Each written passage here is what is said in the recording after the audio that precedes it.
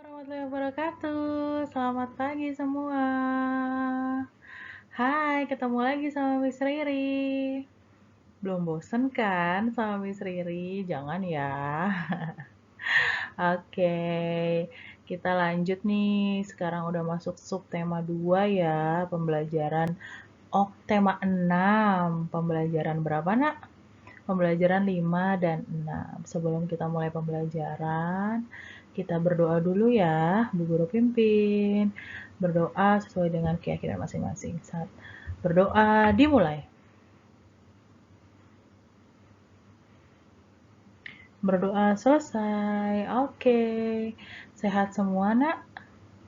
Nah, Bu Guru dengar minggu ini ada beberapa murid yang sakit ya. Semoga segera sehat, bisa PJJ seperti biasa. Jangan lupa vitamin, makan yang bergizi ya, dan minum air putih yang banyak. Oke? Nah, kita lihat nih yang tadi Bu Guru bilang. Nah, tema 6, merawat hewan dan tumbuhan, subtema 2, merawat hewan di sekitarku, pembelajaran 5 dan 6. Oke, kita lanjut ya.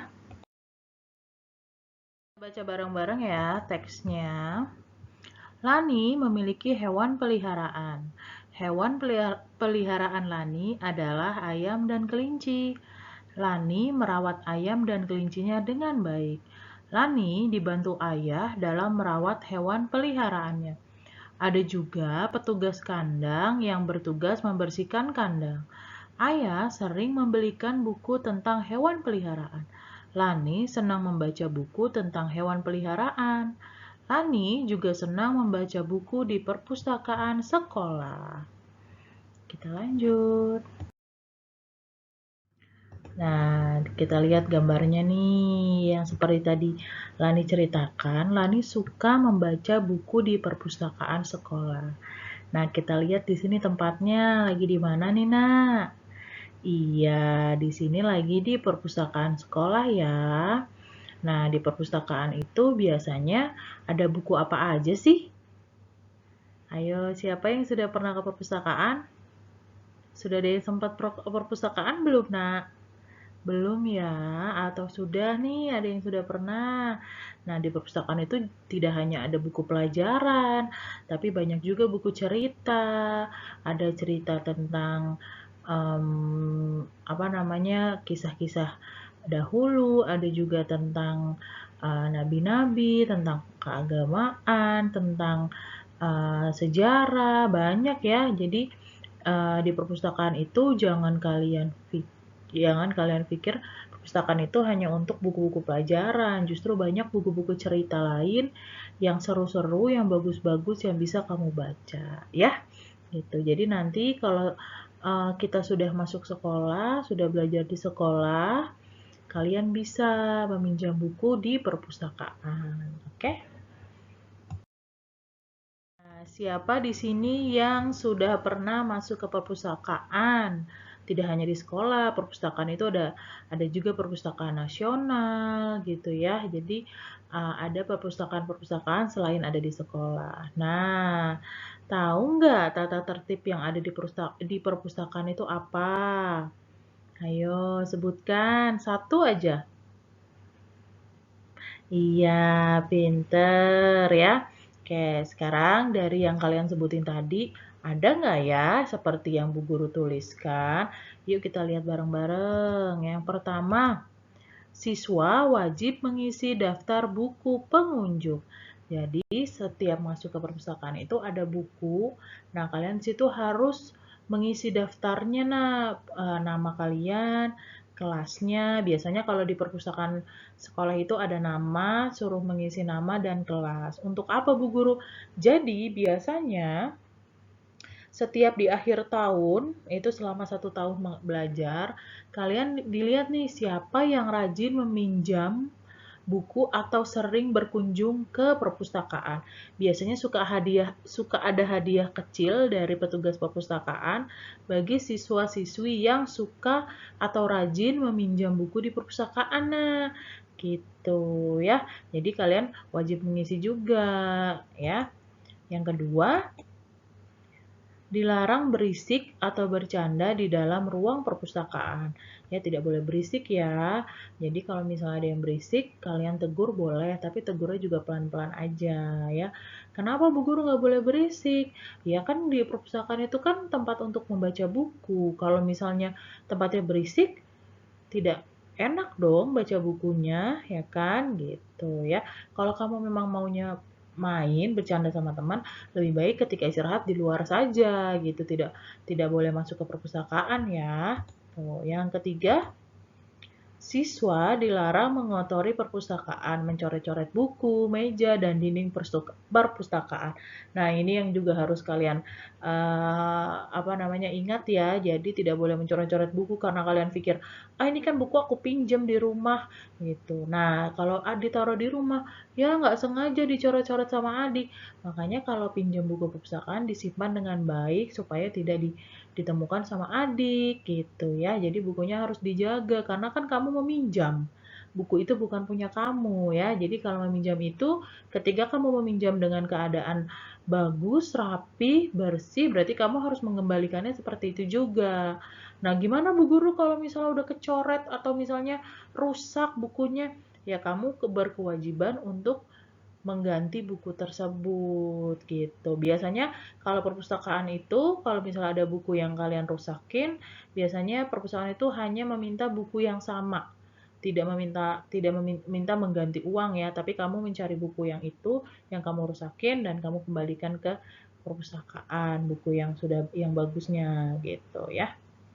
Selanjutnya, siswa dilarang makan dan minum di dalam perpustakaan. Nah, ini juga nggak boleh nih, makan dan minum di dalam perpustakaan. Kenapa? Nanti kalau kalau mau baca buku, terus ada yang lagi minum, tumpah, kena buku.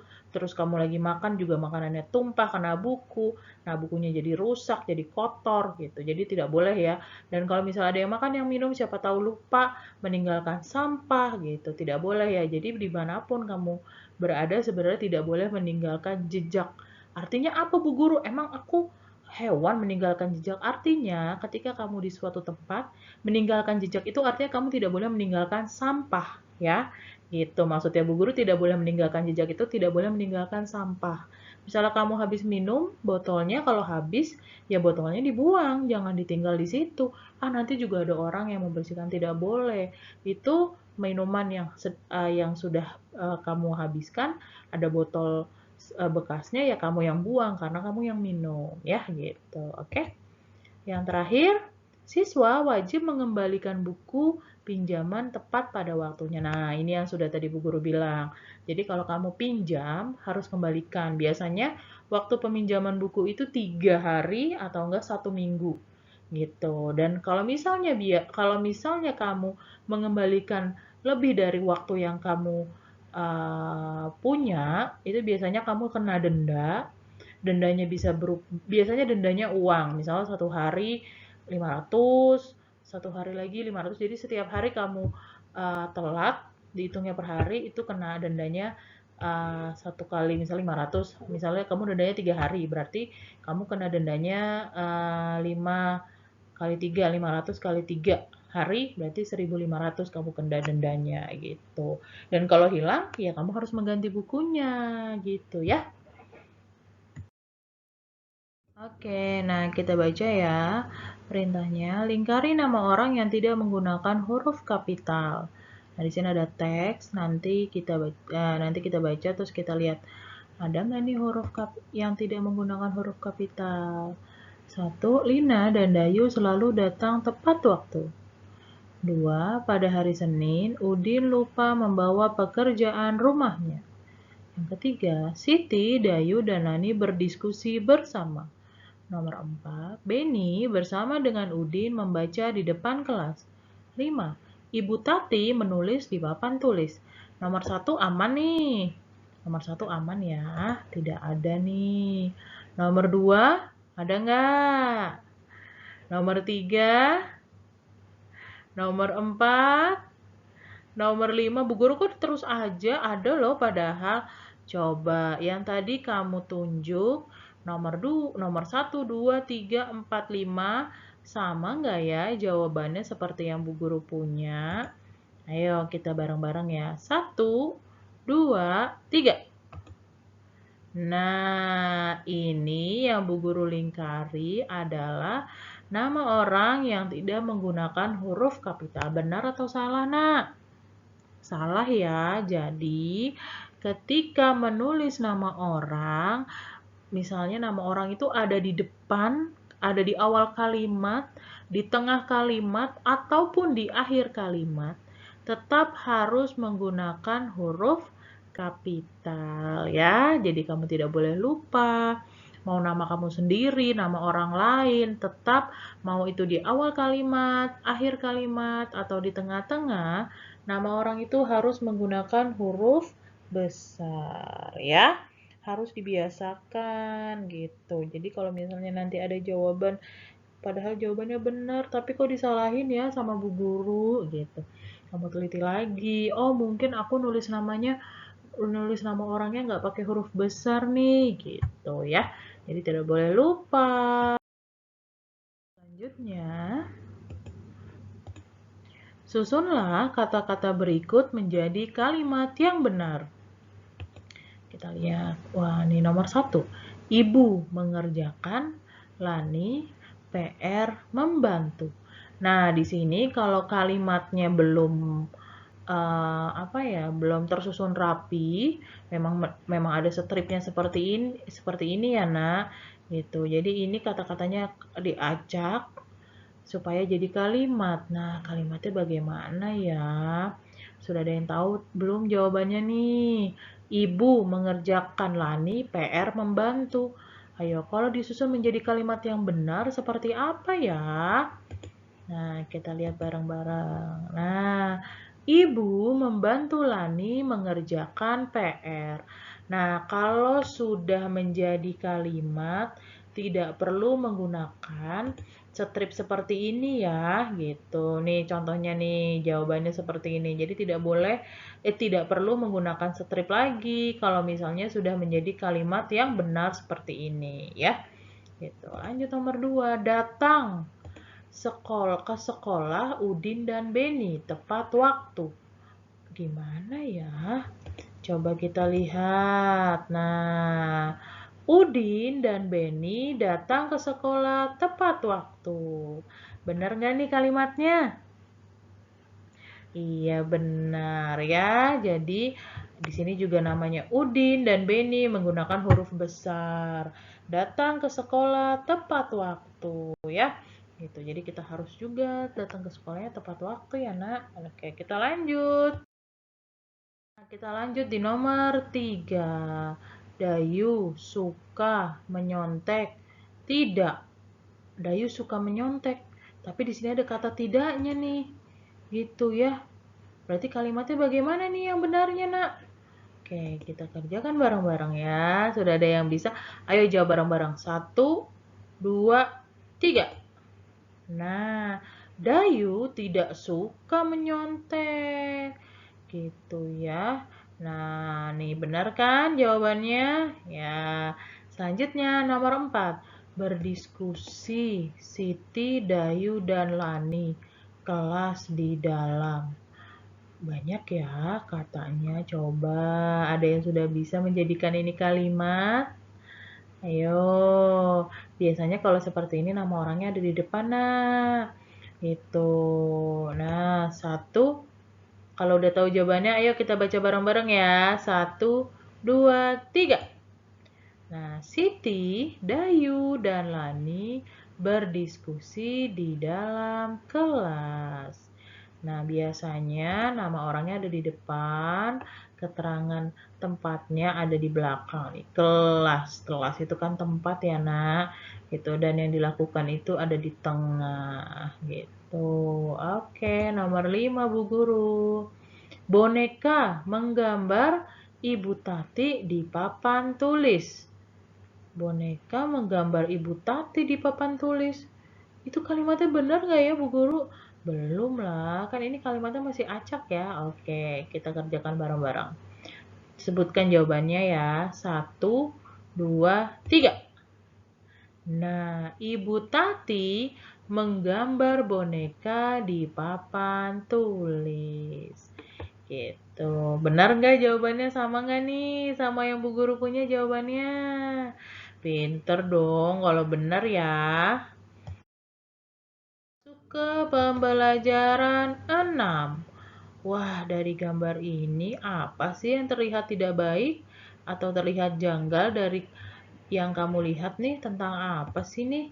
Jadi ada yang sedang beristirahat, ada yang sedang membagi makanannya dengan temannya, ada yang mukanya terkejut. Kenapa? Wah, dia melihat temannya ada yang membuang sampah ke kolam. Kasihan sekali ikannya ya. Ada sampah di kolamnya. Ini perbuatan baik apa tidak, Nak? Benar, tidak baik ya. Jadi, kalau memang ada tempat sampah, buang ke tempat sampah. Nah, kolam ikan ataupun misalnya selokan, itu memang tempatnya agak di pinggir ya. Kalau kolam ikan sih enggak, tapi kalau kayak selokan, got, kamu lihat kan gotnya kotor Bu Guru, tapi itu bukan tempat sampah ya Nak. Tempat sampah itu ya ada di memang udah ada tempatnya untuk membuang sampah gitu. Dan got, sungai, kali itu bukan tempat sampah. Oke? Ya. Kamu harus ingat itu. Jadi jangan karena melihat oh ada got tuh udah deh aku buang sampahnya ke situ. Jangan ya, buang sampahnya tetap harus di tempat sampah. Seperti ini perbuatan tidak baik nih. Masa buangnya ke kolam ikan. Kalau ada yang seperti ini, tugas kamu adalah apa, Nak? Menegurnya ya, gitu. Menegur, "Hai, jangan dong buang sampah ke kolam, kasihan loh ikannya," gitu. "Nanti banyak sampah." Gitu ya. Oke. Ini ada ceritanya nih. Kita baca bareng-bareng ya. Nih, dengerin suara Bu Guru atau kamu mau baca sendiri boleh. Pada waktu istirahat, Siti, Dayu, dan Beni bermain di lapangan. Di dekat lapangan ada kolam ikan kecil. Siti dan Dayu sedang mengobrol, sedangkan Beni melihat ikan di dalam kolam. Siti, aku senang sekali belajar tentang peraturan yang ada di sekolah. Jadi aku makin tahu hal yang boleh dan tidak boleh dilakukan. Dayu, betul sekali Siti. Benny, selain itu, aku juga suka belajar cara memelihara hewan di sekitar kita. Jadi, kita tidak boleh menyakiti hewan. Dayu, aku juga setuju denganmu, Benny. Ikan di kolam ini juga harus dirawat. Tiba-tiba, Edo lewat dan membuang sampah ke kolam ikan. Benny, Edo, kenapa kamu membuang sampah ke kolam ikan? Itu namanya melanggar peraturan. Edo, oh iya, aku lupa. Baiklah, akan aku ambil lagi sampahnya. Maafkan aku, teman-teman. Nah, di sini jadi Benny menegur Edo yang membuang sampah sembarangan ke dalam kolam ya. Nah, di sini kan kelihatan sama temennya nih. Nah, bagaimana kalau nggak ada yang lihat? Nah, jadi kamu jangan buang sampah di tempat sampah tuh karena ada yang lihat aja ya. Kalau nggak ada orang, yaudah deh buangnya di mana aja. Nggak boleh seperti itu. Oke? Ya, berbuat baik itu dilihat orang ataupun tidak dilihat orang. Nah, jangan karena mau dilihat orang kamu berbuat baik ya. Oke? Kita lihat gambarnya. Wah, ada gambar, ada keterangannya nih. Tapi sepertinya ini kayaknya belum eh, sinkron deh nih. Nah, di sini kita tarik garis ya. Seperti yang kamu suka nih latihan seperti ini kan. Itu ada hal-hal yang baik dilakukan di dalam kelas dan hal yang tidak baik dilakukan di sekolah atau di dalam kelas. Oke. Yang pertama, mencoret-coret tembok di kelas. Yang mana nih? Yang tidak yang dengan sesuai dengan gambarnya nih, tapi yang tidak boleh sebenarnya dilakukan di sekolah atau di kelas ya. Nah, di sini ada garisnya. Jadi, mencoret-coret di tembok kelas Nih seperti ini. Ini baik apa tidak, Nak? Tidak baik ya. Gitu. Yang kedua, membuang sampah pada tempat sampah. Nah, mana garisnya? Nah, itu benar. Lani sedang membuang sampah tuh di tempat sampah ya. Yang ketiga, melaksanakan tugas piket kelas. Nah, di sini ada beberapa kelompok anak yang sedang membersihkan kelas. Membagi tugas, ada yang membersihkan papan tulis, ada yang menyapu, ada yang merapikan meja, ada yang membersihkan jendela, seperti itu ya. Itu. Nah, di situ ada gambarnya. Ini contoh apa, Nak? Contoh dari kerja bakti atau gotong royong ya. Nah, ayo mengamati. Siti pergi ke pasar bersama ibu. Siti membeli 1 kilogram pepaya. Penjual pepaya menimbang dengan timbangan seperti gambar di bawah ini. Nah, karena 1 kilo timbangan ininya, ini timbangan apa, Nak, namanya? Iya, timbangan kodok ya, atau timbangan pasar. Nih, di pasar nih, Siti pergi ke pasar sama ibu nih. Jadi, ibunya beli paya. Nah, ditimbangnya karena payanya 1 kilo, jadi di sini pemberatnya juga 1 kilo. Nah, bagaimana Bu Guru kalau ini benar-benar udah 1 kilo? Nih, ada garis di sini, nih, dan ini harus rata, Nak. Jika memang beratnya sama 1 kilo. Kalau di sininya turun, berarti lebih berat bendanya dibanding timbangannya gitu. Jadi ini lebih ringan nih, ini lebih berat gitu. Kalau ini naik, berarti lebih berat timbangannya dibanding benda yang lagi mau diukur, mau ditimbang ya. Jadi bagaimana? Ya biasanya kalau tidak sama berarti ininya harus ditambahin lagi buahnya gitu ya. Nah, atau enggak misalnya di sini, Bu, ini masih kurang ini, Bu, mau beli 1 kilo lagi deh, berarti pemberatnya ditambah satu lagi nih, ada dua, jadi 2 kilo. Ntar sama deh ukurannya, gitu ya. Oke, ada yang sudah pernah lihat? Atau sudah pernah mencoba langsung dengan timbangan kodok seperti ini? Nah, Bu Guru udah pernah ya, tapi dulu banget waktu masih kecil suka ikut orang tua ke pasar. Kalau sekarang udah jarang nak kita lihat ya. Tuh. Membeli pepaya, Ibu Siti membeli 200 gram biji jagung. Penjual biji jagung menimbang dengan menggunakan timbangan seperti gambar di bawah ini. Jadi jagungnya ditaruh sini, biji jagungnya taruh sini, baru nanti ininya nanti bergerak. 200 gram berarti harus di titik yang di sini nih. Ini biasanya satu ini tuh 1 kilo. Nah, 1 kilo, 2 kilo, 3 kilo, 4 kilo gitu. 5 kilo. Nah, di sini berarti sebelum 1 kilo biasa dia tandanya 200 gramnya di sini.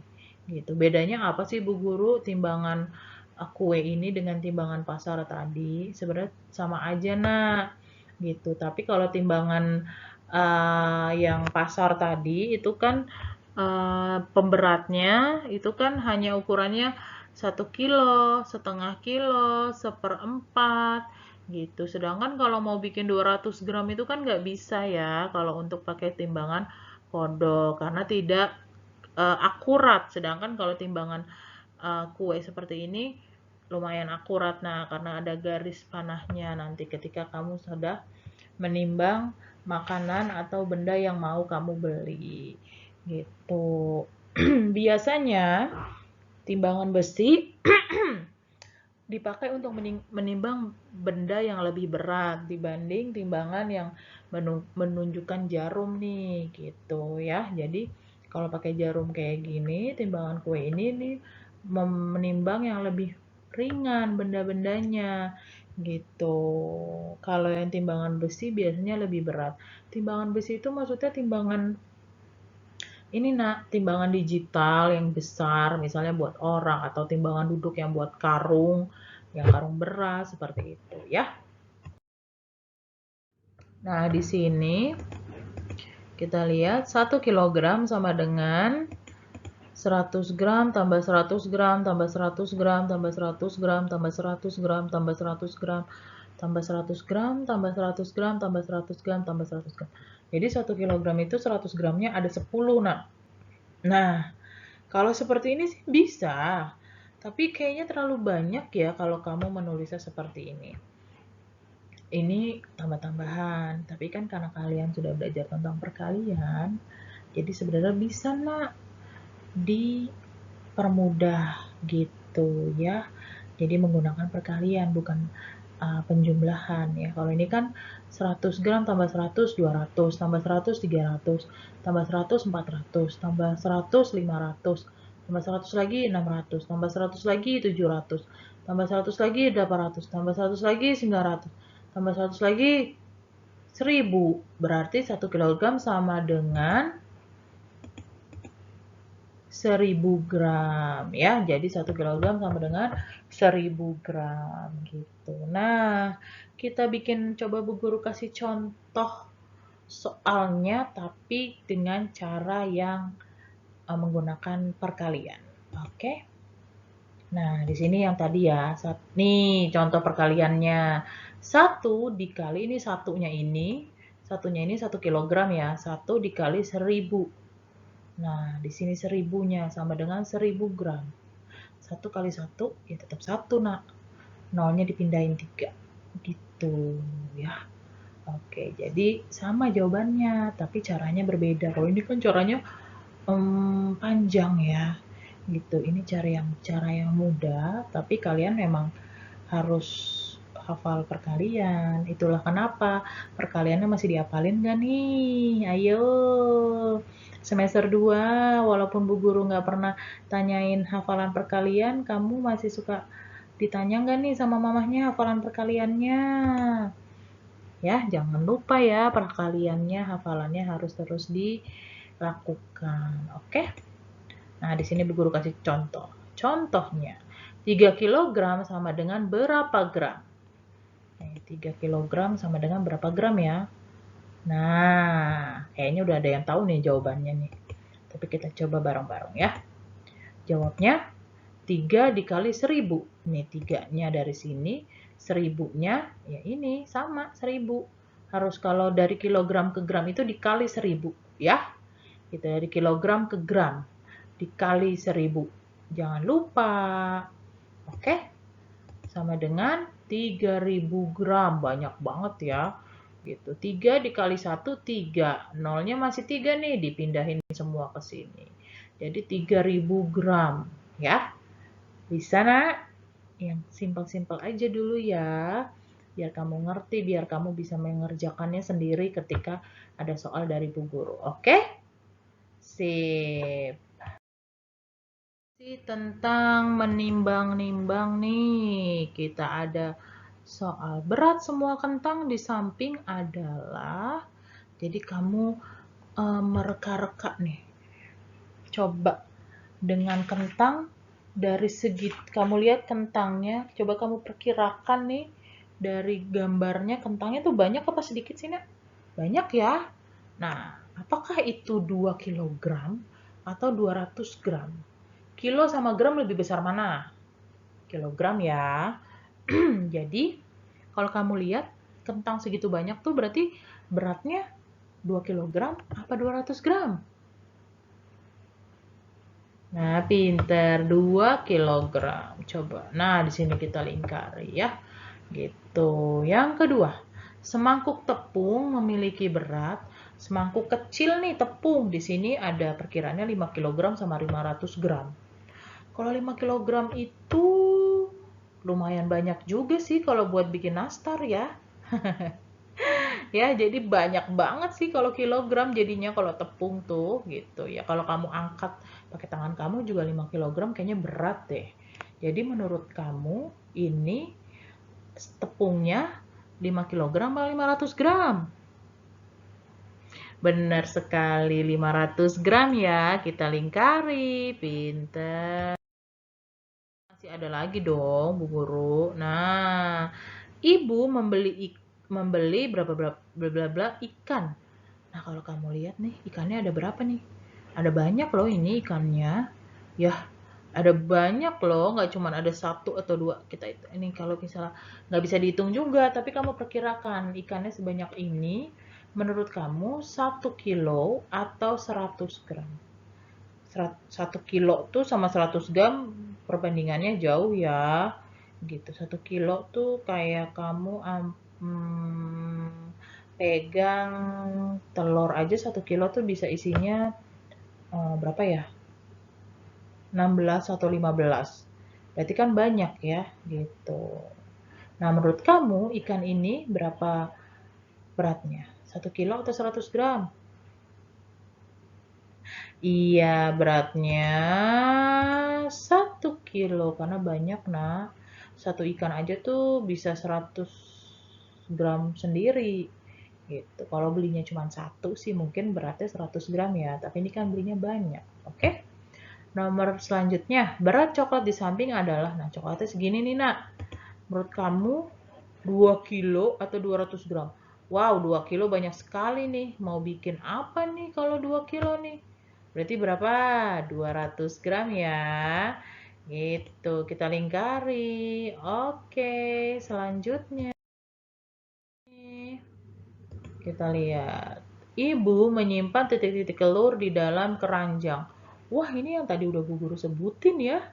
Ayo, menurut kamu sekeranjang telur ini beratnya 1 kilo atau 100 gram? Ayo coba Ibu mau dengar kamu nyebutnya. 1 kilo atau 100 gram? Iya, kalau banyak begini mah Bu Guru 100 gram mah nggak mungkin lah. Keranjangnya aja udah berat. Nggak sih, tapi biasanya memang telurnya itu dihitungnya kalau kamu beli telur, ukuran telur itu kan walaupun terlihatnya sama, sebenarnya beda. Nah, ada yang agak besar, ada yang kecil banget gitu. Jadi kalau beli telur nggak bisa dihitung.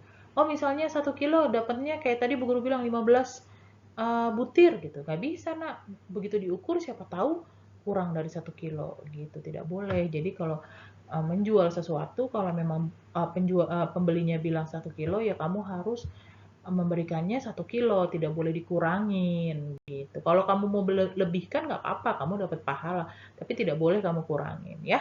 Gitu. Jadi berapa di sini? Iya, 1 kilo telur di dalam keranjang. Selanjutnya, berat semangkuk nasi adalah 25 kilo. Pilihannya 25 kilo sama 250 gram. Nasi 25 kilo buat apa ya? Oh, mungkin mau hajatan kali ya, nah. Jadi di sini terlihat jelas ya, orang cuma semangkuk berarti beratnya 250 gram. Pinter nih perkiraan-perkiraan gini. Wah, udah bisa nih kamu nih ya. Nanti kita lanjut lagi ya latihannya perkiraan seperti ini. Oke? Hai, sudah di penghujung pembelajaran. Sebelum Bu Guru tutup, kita review yuk tadi kamu belajar apa aja. Masih ingat? Yang pertama tadi apa? Nah, tentang merawat hewan ya yang kalian pelihara. Lalu tentang apa? Huruf kapital untuk nama orang. Itu yang selalu Bu Guru ingatkan. Oke, apalagi? Hmm? Ya, terus tadi ada tata tertib yang ada di perpustakaan. Biasanya sih perpustakaan itu mempunyai tata tertib yang tidak jauh berbeda ya. Perpustakaan sekolah ini, sekolah itu, atau perpustakaan daerah, perpustakaan pemerintahan, semuanya sebenarnya peraturannya atau tata tertibnya itu tidak jauh berbeda. Oke. Selanjutnya tentang apa lagi tadi? Iya, tadi tentang menimbang menggunakan timbangan kodok dan timbangan kue ya. Jadi kalau pakai timbangan kodok itu biasanya di pasar. Kalau timbangan kue juga di pasar ada, tapi juga biasanya ibu kamu atau kakak kamu mungkin atau nenek kamu di rumah punya ya untuk timbang apa aja yang bisa biasanya dalam bentuknya lebih kecil ya, tidak besar seperti maksudnya kayak beras atau misalnya yang ukurannya satu karung itu tidak bisa menggunakan timbangan-timbangan itu harus pakai timbangan duduk yang besar gitu ya. Nah, sudah mengerti nak? Apabila ada yang belum mengerti bisa langsung tanya Bu Guru ya. Itu seperti biasa selalu Bu Guru ingatkan, jaga jarak, selalu pakai masker ketika keluar rumah ya, cuci tangan, dan selalu menjaga kesehatan. Oke? Terima kasih. Wassalamualaikum warahmatullahi wabarakatuh. Sampai ketemu di pembelajaran selanjutnya.